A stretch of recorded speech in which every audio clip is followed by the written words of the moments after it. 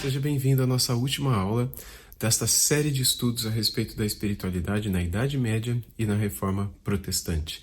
Ao longo desta série, nós vimos a respeito da leitura bíblica, a respeito da meditação bíblica, a respeito da oração, que é uma resposta à leitura da Palavra de Deus meditada, e também um pouco sobre a contemplação, a respeito do silêncio e a importância de termos esse momento todas as vezes que nós temos um tempo a sós com o nosso Deus. Nessa última aula, após nós termos visto um pouco sobre essa prática entre os puritanos também, eu quero mostrar para vocês na prática como vocês devem fazer isso, como isso deve acontecer na vida de vocês. Então, apenas antes de lermos um texto, eu quero lembrá-los de que a meditação, ou a Lectio Divina, ou esse período devocional, chame você ele do jeito que você quiser, mas desde que ele envolva esses 4 degraus, ele deve ser feito à parte da leitura bíblica que você faz corrente, né, ao longo do ano, daquela leitura na qual você começa em Gênesis e vai até Apocalipse, não é? Aqueles 4, 5, 10 capítulos, ou 30, 1 hora, enfim, minutos, né, que você ao longo do dia separa para ler a Bíblia, ou ler alguns outros livros devocionais também. O que você fará nesse momento da devocional é algo um pouco diferente. Então, vamos supor que você está com a sua Bíblia, e na sua Bíblia você começa a ler Provérbios e Salmos, e você está naquele trecho lá dos livros sapienciais, e depois de Eclesiastes você chega em Cântico dos Cânticos, e você lê os primeiros capítulos de Cântico dos Cânticos, e algo te chama a atenção ali. E você quer se deter para meditar no Cântico dos Cânticos. Algo que é muito interessante, né, de sabermos é que o Cântico dos Cânticos sempre foi um dos textos mais usados para a espiritualidade cristã. A maioria das vezes que nossos irmãos do passado queriam se deter em uma passagem, em algum texto, em algo bastante específico relacionado à espiritualidade, na maioria das vezes eles recorriam a Cântico dos Cânticos e a versículos específicos que isoladamente já falam tanto com o nosso coração, com a nossa alma. E por isso, aplicando-se a esse texto, eles procuravam obter dele respostas do Senhor para a sua vida, direcionamentos e etc, né? Então, por exemplo, eu tenho aqui na minha Bíblia alguns versículos que me chamaram a atenção em momentos passados, quando eu fiz a minha leitura orante nessa passagem. E, bom, eu posso começar já logo do começo, né? Eu quero ir depois para o capítulo 2. Tem um versículo aqui que é um dos meus favoritos, mas eu quero começar no capítulo 1, apenas dando um exemplo para vocês, nos versículos 2 a 4. Né? Houve um tempo no passado em que eu fazia a minha devocional em cima de Cântico dos Cânticos praticamente todos os dias. Eu fazia a leitura do texto bíblico e depois que eu terminava, eu voltava para o Cântico dos Cânticos, sempre, não importa onde eu estivesse. E lia 2 versículos, 1 versículo, 3 versículos e ficava meditando nesses versículos. Eu disse no passado porque eu já fiz isso tantas e tantas e tantas vezes que depois eu acabei indo para outros livros, né? Para outras passagens. Eu fui para Salmos, fui para Provérbios, fui para Eclesiastes, fui para Jó, esses livros sapienciais, fui para os Evangelhos também, e neles fiquei muito tempo também. E isso é além da leitura corrente da Bíblia. Isso não significa que eu não passo pelos Evangelhos ou por esses outros livros, mas após passar por eles, eu volto a eles para poder neles meditar. E por que disso? Por 2 pontos, né, que eu gostaria de dizer aqui antes de ler o versículo. O primeiro ponto é porque devem ser textos de fácil compreensão. Não podem ser textos que você tem dúvida deles. Não pode ser textos que têm dupla interpretação ou que você não tem segurança que a tua conclusão é a conclusão correta. Ou textos que você nunca leu e nem lembra de ter lido um dia e que são tão desconhecidos para você e por você que são confusos e que você não sabe como lidar bem com aqueles versículos, com aqueles textos. Então, esses versículos você deixa de lado. Você pode usá-los para estudo pessoal, para depois ir até esses versículos que são mais difíceis e estudar esses versículos, talvez ler algum comentário bíblico a respeito deles. Há inúmeros gratuitos na internet para você usar.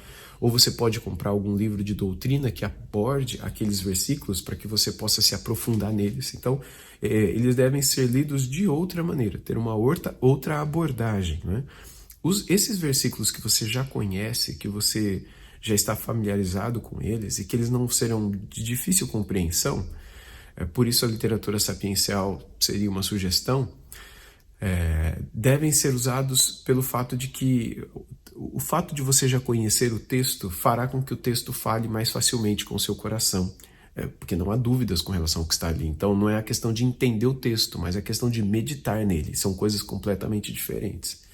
Essa é a primeira coisa que eu queria falar. A segunda coisa que eu gostaria de dizer, bom, eu abri aqui em Cântico dos Cânticos, e eu sei que hoje em dia há muita gente que olha para Cântico dos Cânticos, hoje em dia, como um texto que é entre um homem e uma mulher, e entre um homem e uma mulher somente, entre Salomão e a Sulamita, ou uma ilustração entre como deve ser o casamento, enfim, há tantas coisas que são ditas a respeito desse texto hoje, mas que estão em completa desconexão daquilo que sempre se compreendeu a respeito desse texto na tradição judaico-cristã. Tudo aquilo que você encontrará na literatura puritana, ou na literatura dos reformadores, ou na literatura dos teólogos medievais ligados à espiritualidade, não abordam esse texto como um texto que diz apenas de um relacionamento entre um homem e uma mulher. Até porque o texto aqui às vezes fala de um homem com algumas mulheres, ou às vezes fala de uma mulher, que é a esposa desse cara, né? Mas que tem outras mulheres que ela sabe que o amam e ela tá de boa com esse amor entre várias das suas amigas ou mulheres da cidade por esse homem que é o homem dela. Então, parece estranho que esse texto forçadamente deva ser aplicado apenas ao casamento humano, porque pode dar a ideia ou dar base, né, para a poligamia, inclusive. E é lógico que Cântico dos Cânticos não está falando de um relacionamento entre um homem e uma mulher somente. Há vários princípios que estão aqui que podem e devem ser aplicados aos casamentos. Mas há um casamento superior e espiritual que é destacado nas páginas desse livro. E esse relacionamento entre o nosso Criador e nós, entre o desejo dele de se aproximar de nós e esse chamado para que nós nos voltemos para ele, aquela ideia de Irineu de Leão e a ideia de João Calvino, que a Julie Candice diz no seu livro Calvin's Ladder, de Cristo, o Verbo de Deus, ter se feito carne, ter se feito filho do homem, para transformar os filhos dos homens em filhos de Deus também e fazê-los, após descer para recebê-los e ser sacrificado por eles, levá-los para que eles pudessem ascender aos céus e se relacionarem com o Pai. Essa figura de uma via de duas mãos em que Cristo desce e nos leva consigo é a figura que é compreendida por meio dos teólogos medievais e reformadores também, de Cântico dos Cânticos, como aquele que vem buscar a sua noiva, como aquele que vem buscar a sua igreja, como aquele que vem saltando sobre os montes, né? Como o livro de Cântico dos Cânticos aqui diz, e que é esperado por aquela que o ama, com grande expectativa, com grande alegria. E o prazer que ele deseja ter com ela e o prazer que ela espera ter com ele e que na maioria das vezes ela negligencia diante dele e jamais ele diante dela. E outras coisas mais que devem ser facilmente aplicadas à vida espiritual, ao relacionamento entre o nosso Criador e nós mesmos. Por isso, a leitura que eu quero fazer agora de algumas passagens de Cântico dos Cânticos é uma leitura que segue o mesmo caminho, as mesmas pegadas de nossos irmãos no passado. Como essa série de estudos diz respeito à espiritualidade na Idade Média e na Reforma, eu quero ler esse livro como os nossos irmãos na Idade Média e na Reforma liam esse texto aqui. Portanto, se você tem uma posição diferente com relação à leitura desse texto, ou se você ouvir de alguém que tem uma posição diferente desse texto, saiba que a desconexão histórica é dessas pessoas com relação à interpretação histórica desse texto e não nossa aqui. A nossa interpretação aqui é a mesma que João Calvino faria, é a mesma que Isaac Ambrose faria, que Thomas Watson, Joseph Hall Thomas Brooks, Edward Calamity e tantos outros fariam se estivessem vivos aqui do nosso lado. Bernardo de Claraval, sem sombra de dúvidas nenhuma, Agostinho de Hipona, Anselmo de Cantuária, e a lista pode seguir até onde você quiser, de homens e mulheres que eram conhecidos pela sua profunda espiritualidade, que ao abrirem esse texto viam Cristo nele e viam o desejo de Deus de nos amar e se relacionar conosco, e o desejo também daquela que é amada por Deus e que de modo santo e puro deseja cada vez mais amá-lo de volta também, e ser mais santa, ser mais pura e encontrar cada vez mais prazer nessa intimidade com ele também. Bom, quando nós olhamos aqui para o texto de Cântico dos Cânticos, no capítulo 1, o primeiro versículo diz Cântico dos Cânticos de Salomão. Ok. Se você ler, por exemplo, as obras de Bernardo de Claraval, os sermões de Bernardo de Claraval sobre Cântico dos Cânticos, que é muito citado por João Calvino e por muitos outros, o puritano Isaac Ambrose e tantos outros, né? E é uma obra incrível, uma obra maravilhosa. Você verá que ele tem um sermão inteiro só sobre esse versículo 1, Cântico dos Cânticos de Salomão. E a ideia deles é mostrar que nenhum outro cântico nas Escrituras, e a Bíblia está cheia de cânticos, é tratado dessa maneira. Apenas este livro, ou este cântico, nos 8 capítulos dele, são tratados nessa categoria, de ser o cântico dos cânticos. Por exemplo, o Salmo 23 não é chamado de cântico dos cânticos, é um cântico. O Salmo 119, por mais majestoso que seja, ele não é chamado de o cântico superior, o cântico cantíssimo. Em hebraico seria mais ou menos isso, né? O cântico dos cânticos, na verdade, quando duas palavras elas estão uma ao lado da outra, dois substantivos numa cadeia construta, né? Como nós falamos na língua hebraica, e especialmente duas palavras que se repetem, muitas vezes isso quer apontar para um superlativo. Ou seja, esse não é o cântico dos cânticos somente, é o cantíssimo. Isso não existe, né? Mas é a ideia daquele cântico que é maior do que os outros, o cântico mais belo. Em hebraico talvez seria isso, o cantíssimo, né? Belíssimo, belo dos belos seria o belíssimo, né? E etc, né? Então, por que ele é superior? Não é porque ele é melhor escrito, não é porque a riqueza poética nele é mais bem elaborada, não é porque ele foi o último que Salomão escreveu, e que escreveu tantos outros cânticos também, e ele também não é o cântico mais belo do Salomão. Não, ele é o cântico dos cânticos por causa da natureza do seu conteúdo, porque ele trata do Senhor. Então, no versículo 2, diz o seguinte: beije-me com os beijos de sua boca, porque o seu amor é melhor do que o vinho. Imagine que você leu esse texto e agora você quer meditar nesse texto, e você quer degustar, digerir essas palavras aqui. Beije-me com os beijos da sua boca, porque o seu amor é melhor do que o vinho. Fazendo aquilo que os puritanos faziam e que os medievais, como Bernardo, também fizeram, eles ficariam pensando naquilo que seria o beijo da boca e daquele que beija. Se aquele que beija é o amado da minha alma, que é o que o cântico aqui vai apontar, então o beijo é o beijo de Cristo. E o que significa o beijo de Cristo? E o que significa a boca de Cristo? O que vem da boca de Cristo, senão as suas palavras que nos selam, que nos alimentam, que nos santificam? Se a boca de Cristo, a boca do meu amado, traz a mim palavras que são alimento, alento, que trazem satisfação, que trazem prazer, que trazem cura e etc., o que seriam esses beijos, senão o prazer que eu sou capaz de sentir mediante esse relacionamento que eu tenho com o verbo, com a palavra? Então eu leio as escrituras, eu vejo a doçura delas e elas me trazem prazer. Beije-me, ou seja, toque-me com a tua palavra, com a tua boca. Por quê? Porque o teu amor é melhor do que o vinho, ele diz. Ou seja, a associação com o vinho também é dupla. Por um lado, a associação com o prazer, a associação com o sabor, a associação com a alegria que a pessoa sente quando ela bebe o vinho. Essa é uma afeição que a pessoa naturalmente sentirá quando se relacionar com aquele que nos deu a sua palavra. A pessoa naturalmente será inclinada a esse prazer. Esse é um lado. O segundo lado é o caráter mesmo de embriaguez que é possível se chegar com o vinho.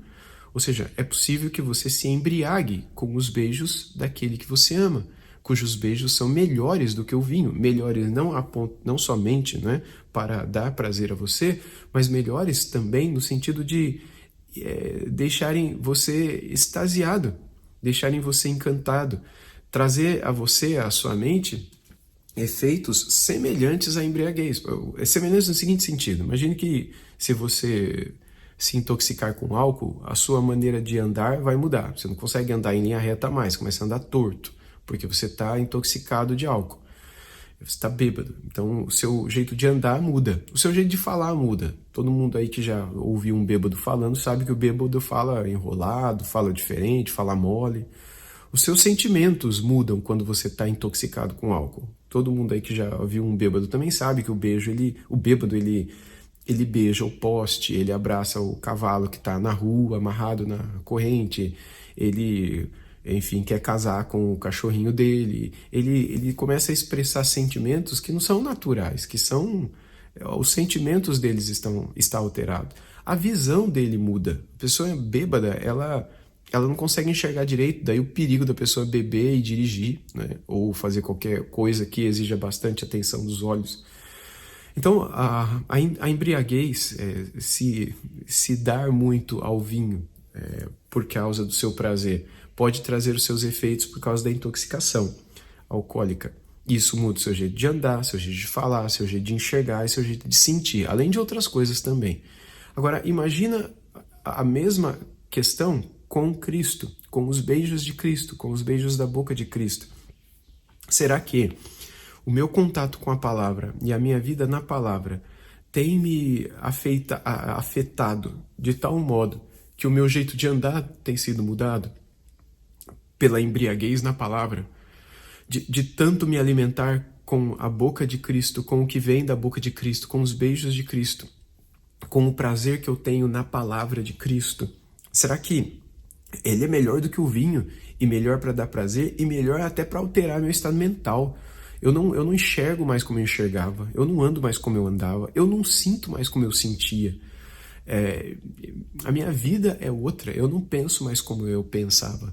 Eu ando diferente, eu vejo diferente, eu sinto coisas diferentes. E tudo isso por causa da minha intoxicação com a palavra de Deus. É a mesma ideia que o apóstolo Paulo usa quando em Efésios, capítulo 5, se não me engano, versículo 18, quando ele diz que não vos embriagueis com vinho, mas enchei-vos do Espírito Santo, no qual não há dissolução.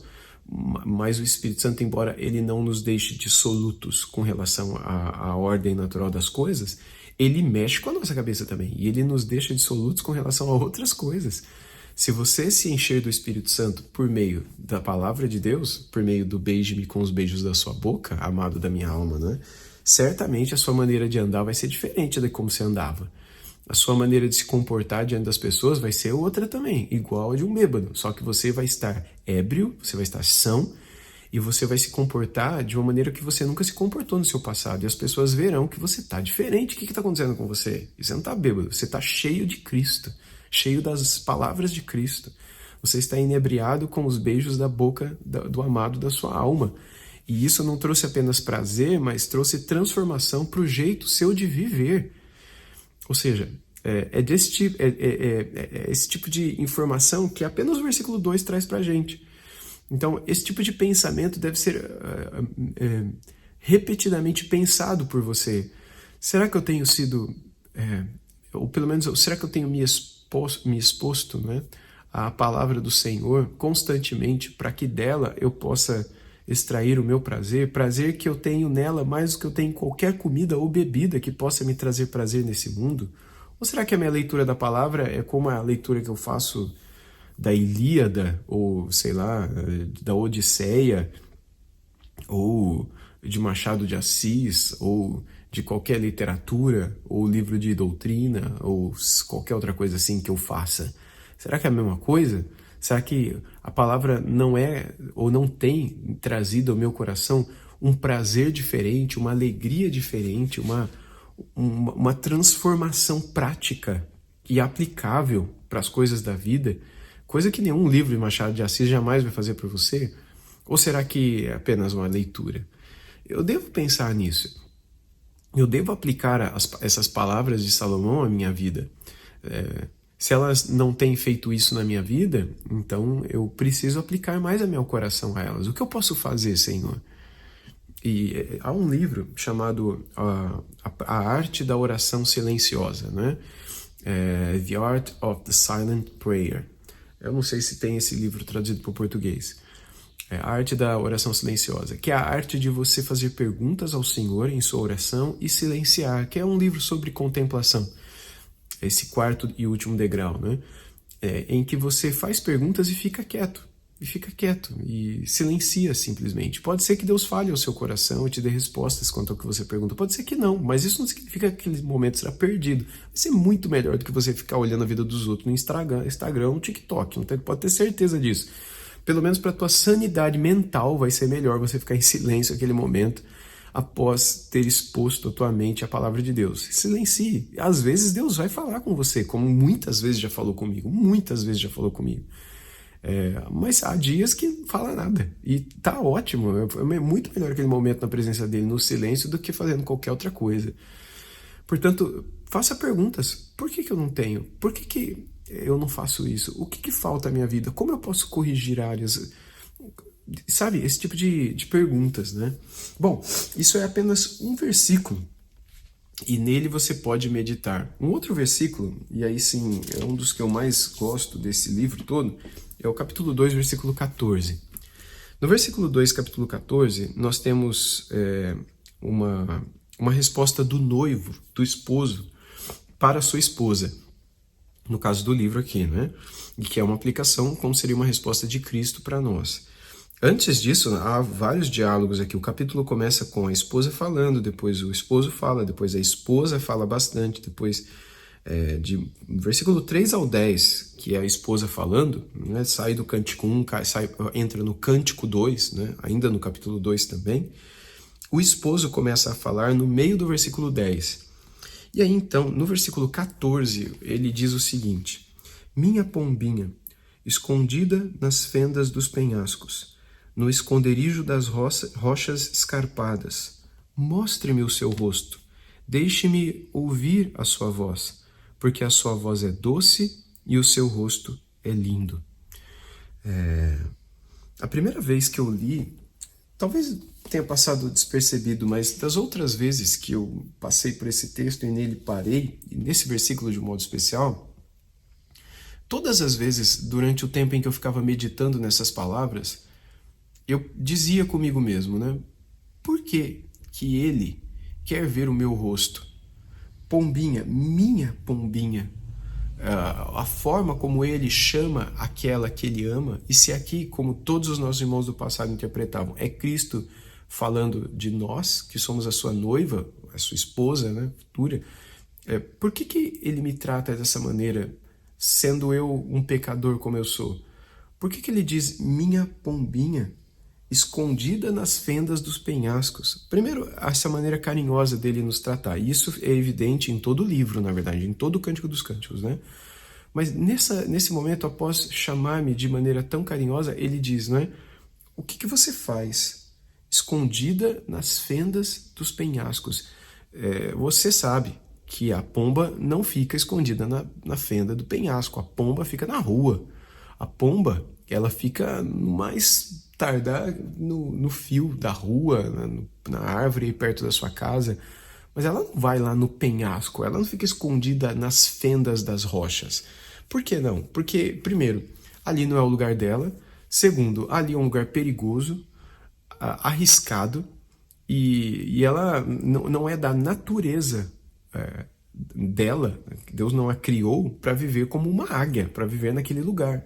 Ou seja, estar ali é estar distante e também descaracterizada daquilo que é a própria estrutura natural dela. O que seria a minha vida escondida na fenda das rochas. Significaria estar num lugar em que eu não fui criado para estar num lugar perigoso e estar distante daquele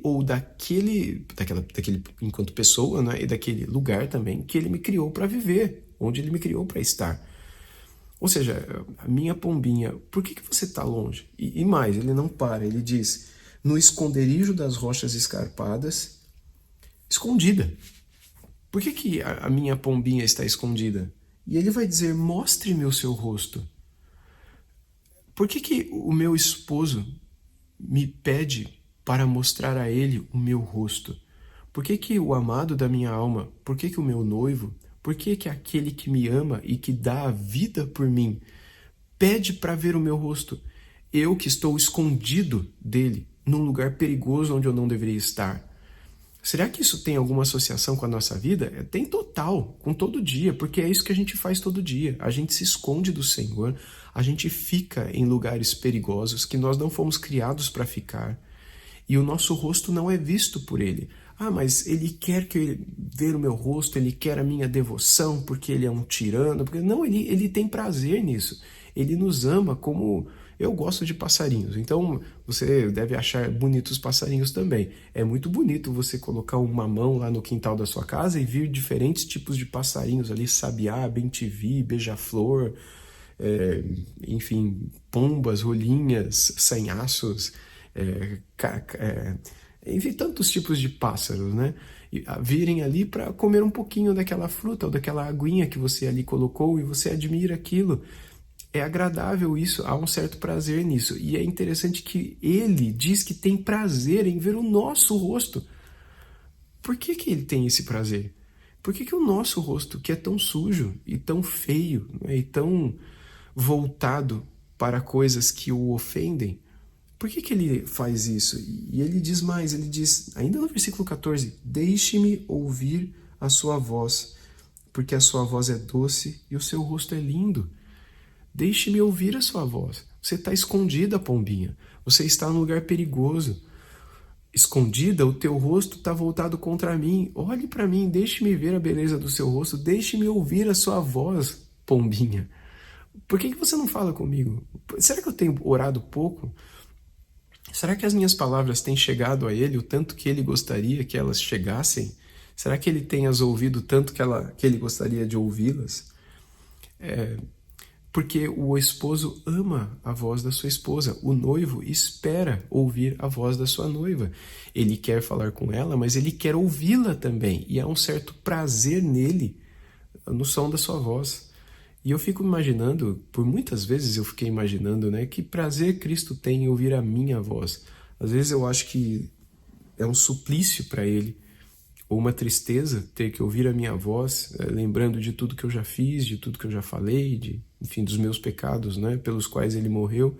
Mas quando eu leio palavras assim, eu vejo um amor que não é merecido, eu vejo uma graça que é além do meu merecimento.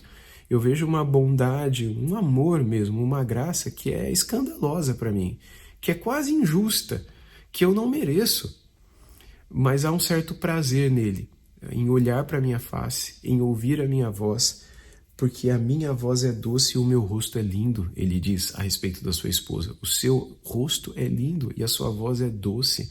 A minha voz e o meu rosto só podem possuir esses adjetivos caso tanto o meu rosto tenha sido purificado, quanto a minha voz ter sido transformada, e em minha boca ter sido colocado um novo cântico, para me aproximar dele.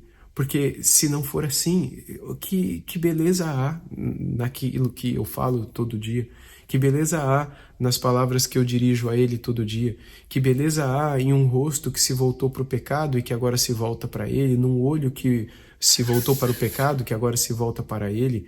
Há beleza sim, porque ele deu um novo olho, deu um novo rosto, ele purificou, ele lavou, ele enxugou as lágrimas daquele que chorou pelos seus pecados.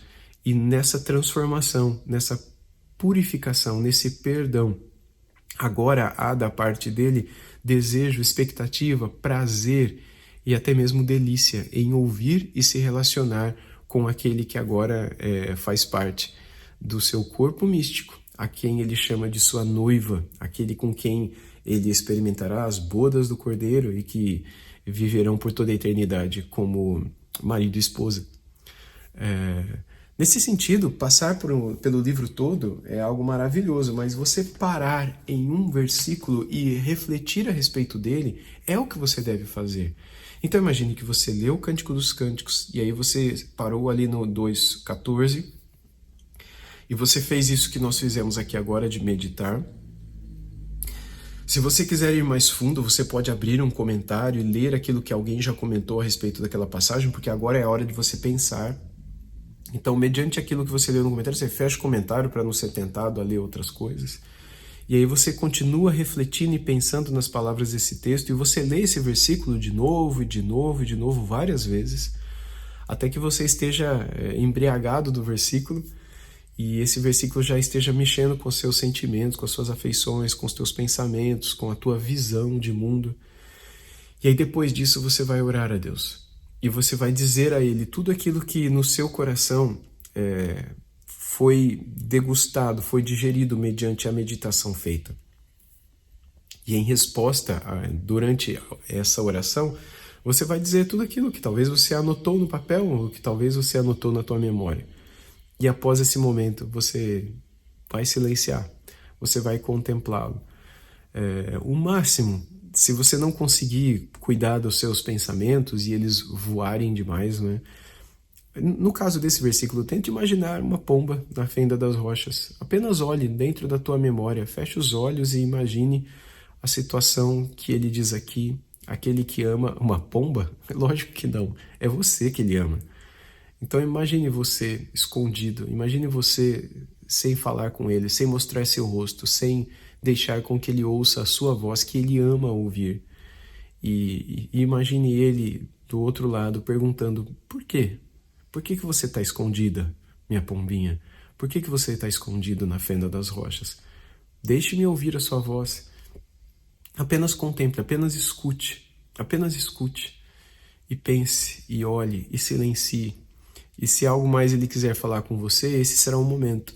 Caso não, ele já falou tudo o que ele tinha que falar. Apenas silencie e deixe que a tua mente descanse e renasça daquele momento na presença dele para tudo aquilo que você vai fazer ao longo do dia.